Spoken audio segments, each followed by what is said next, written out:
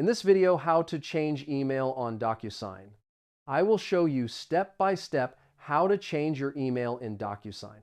First, go to the Docusign website in your browser.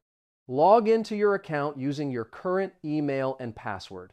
After logging in, go to the top right corner of the screen, click on your profile picture or account icon.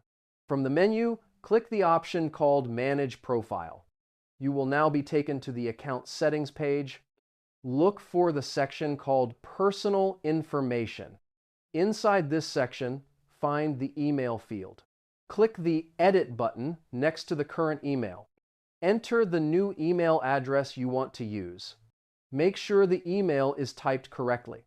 After that, click Save or Update. Docusign may send a verification email. Open the inbox of the new email address. Look for the message sent by Docusign. Click the confirmation link to verify the new email. After confirmation, the email will be updated in your account. Now you can use the new email to log in to Docusign.